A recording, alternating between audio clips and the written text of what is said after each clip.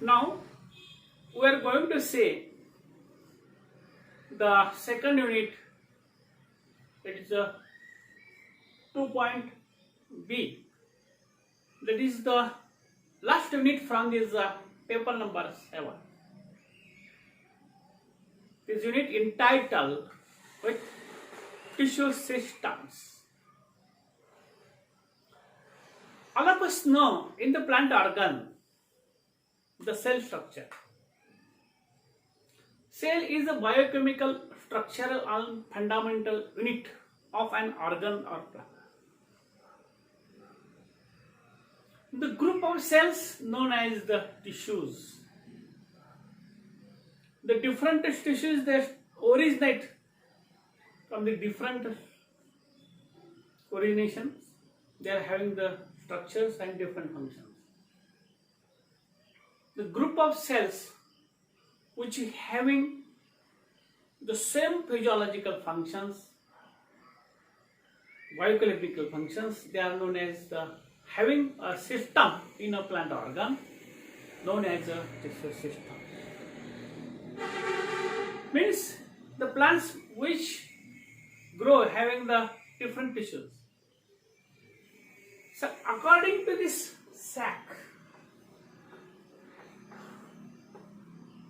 Sachs in 1875, a scientist which works on these tissues in the plants, according to this, has classified, has given the three tissue systems. One is the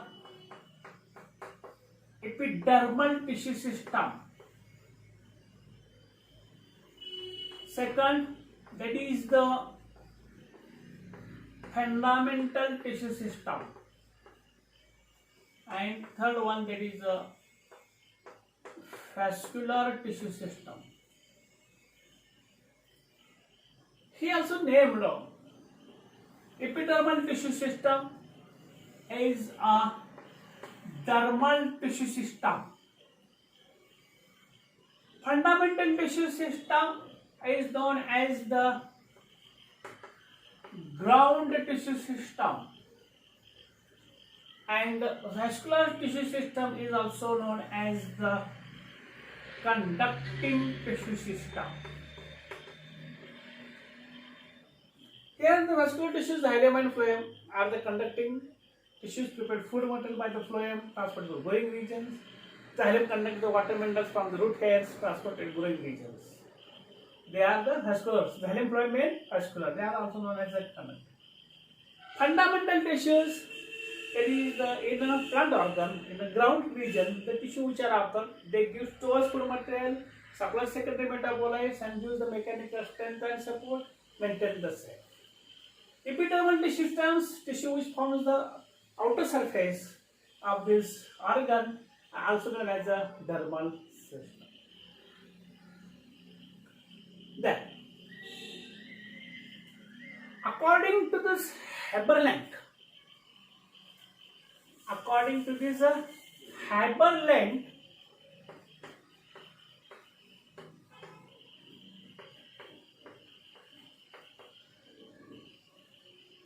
he has categorized 12 different tissue systems, and according to this, that is epidermal, fundamental, vascular, he adds, that is mechanical tissue systems. Separate one, mechanical tissue systems. Also, secretory tissue system. Secretory tissue systems. And according to the Aspel Sachs, that is the epidermal tissue system. Means there are 12 different tissue systems. Here it changed somewhat, means modified Sachs system. Sachs only categorized into the three systems. They combined together. But according to Haberland, he spread up different tissues which forms found in the different organs and carries the different physiological functions. Therefore, he categorized mechanical tissue systems, secretory tissue systems, and epidermal tissue system. These are the three important tissue systems.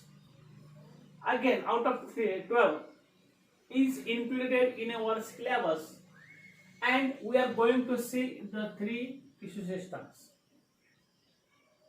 But in this year, due to this pandemic corona disease, the Shivaji University authorities, US authorities, have cancelled some portions, and from this topic, tissue systems, mechanical tissue systems, secretory tissue system, and epidermal tissue systems, three tissue systems which are included in the syllabus.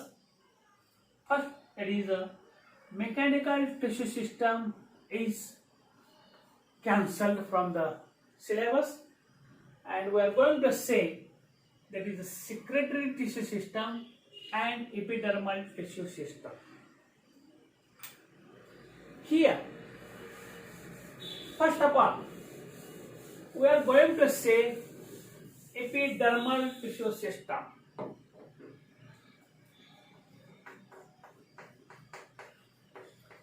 Epidermal tissue system.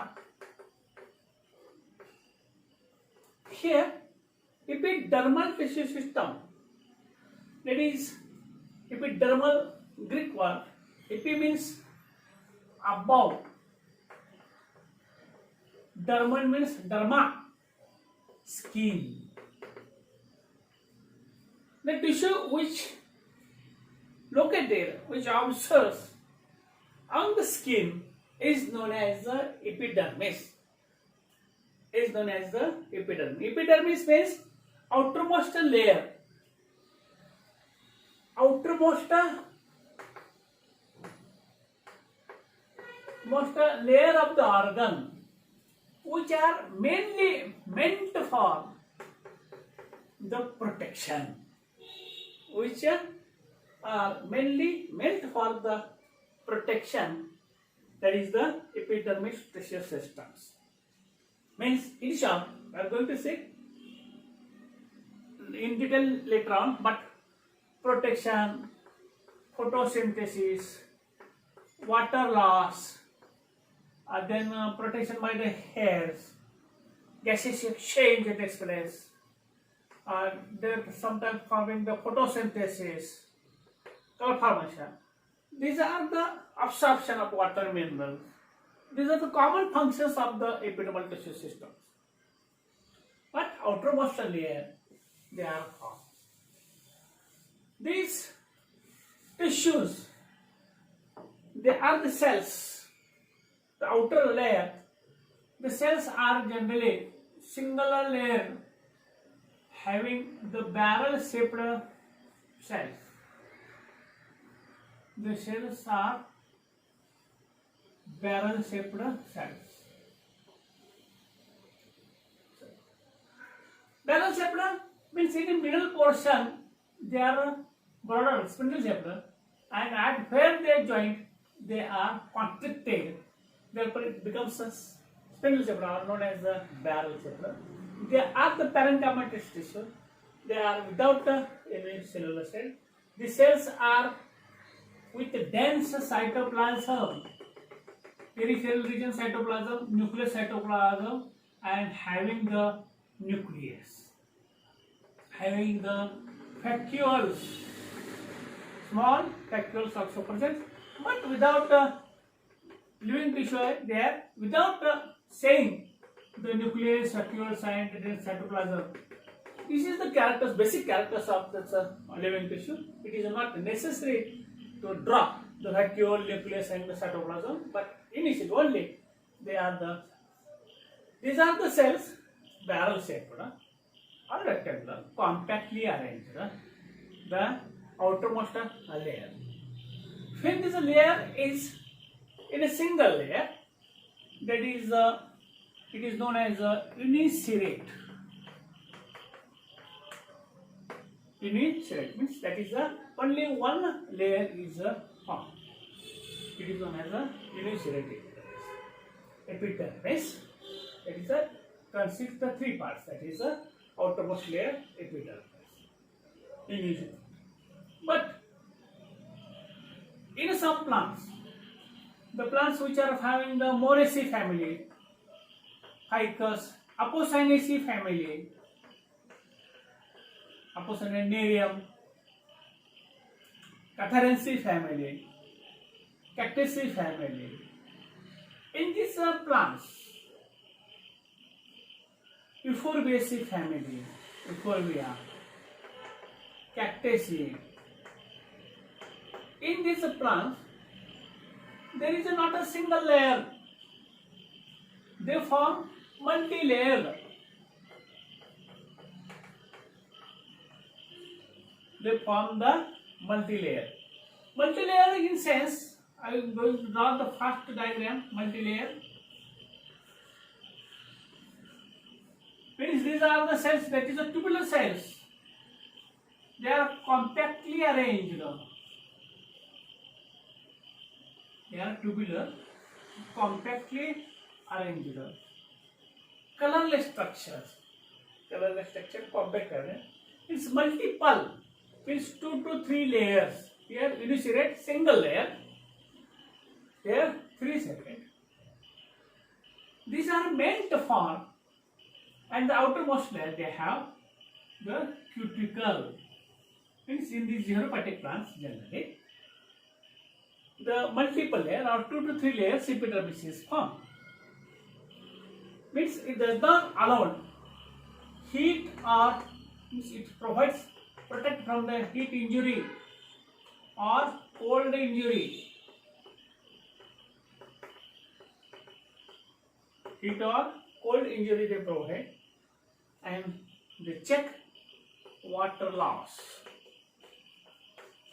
They check water loss because in which the plants which grow xerophatic, and these plants the water is less in the body, therefore they avoid water loss in this area. In monocotyledons, as the single layer there, these cells are known as the bulliform cells. Bulliforms means at intervals of this single layer, they have some tubuli,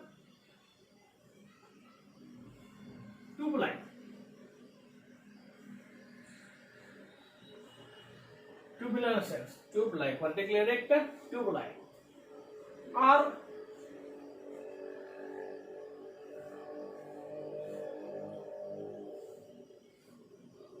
they are having fan-shaped, empty-looking fan-shaped, or they are having larger cells, epidermal like larger cells.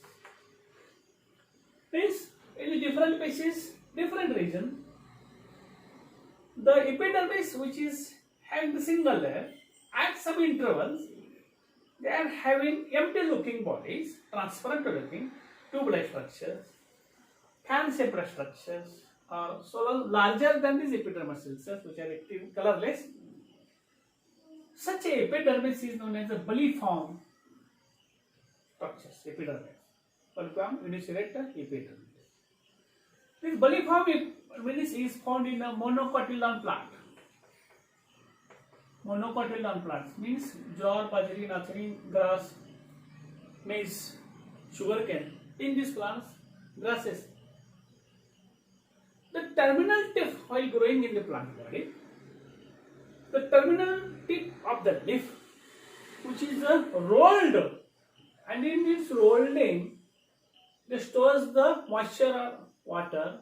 Therefore, rolling of the leaves takes place and it avoids from this drying of the plant body. This is the main functions of the vermiform cells. The remaining part, that is the stomata and second, that is the trichomes, we will see in the next period.